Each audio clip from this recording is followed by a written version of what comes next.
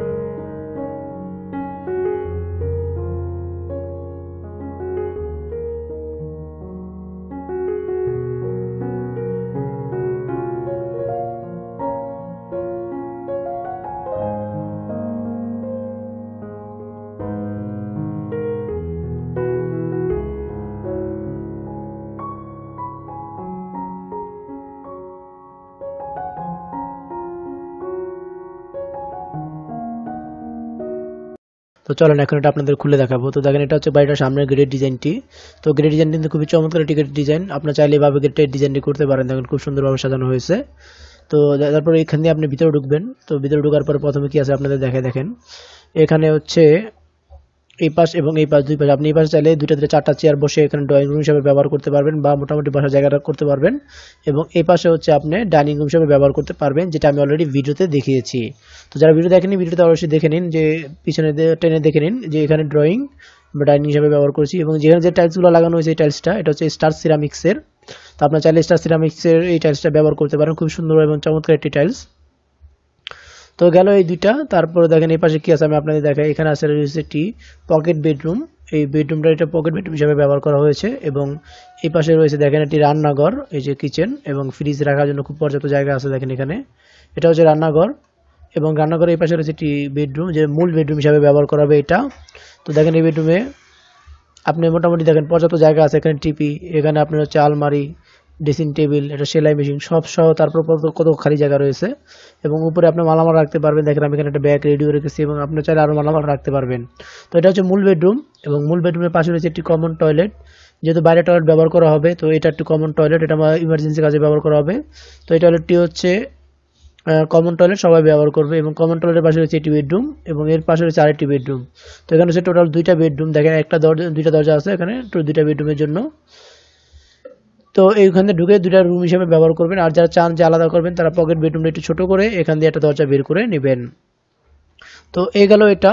অথবা আপনারা চাইলে টয়লেটটা এই মাঝখানে ঢুকে এখানে আপনি বেডরুমটা চাপিয়ে দিলেই সুন্দর মতো দুই পাশে দুইটা দরজা বের করতে পারবেন। তো এটি হচ্ছে টোটাল 3D ফ্লোর প্ল্যানটি। তো টোটাল বেডরুম 1 2 3 4টা বেডরুম, একটা টয়লেট, একটা রান্নাঘর এবং ডাইনিং জন্য একটু সামনে জায়গা।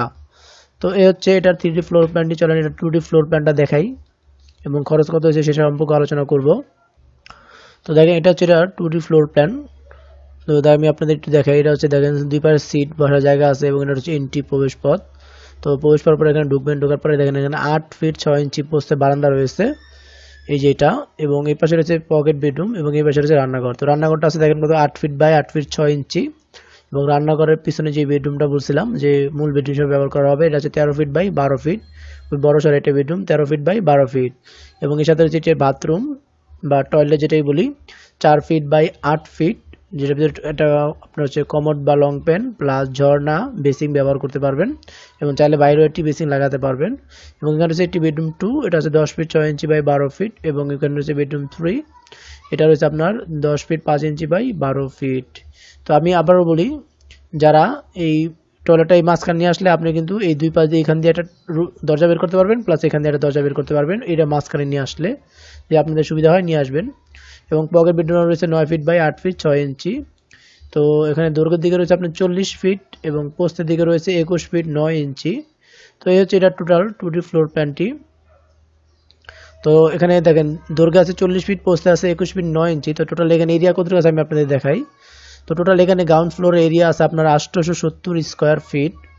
তো যেটা শতাংশ করলে হয় 2 শতাংশ এবং কাঠা করলে হয় 1.20 কাঠা, অর্থাৎ 2 শতাংশ জায়গা নিলে আপনি এই বাড়িটা সুন্দর মতো করতে পারবেন। তো দেখেন এখানে দরজা জানালার মাপগুলো দেওয়া আছে, আমি আপনাদের একটু দেখিয়ে দিই।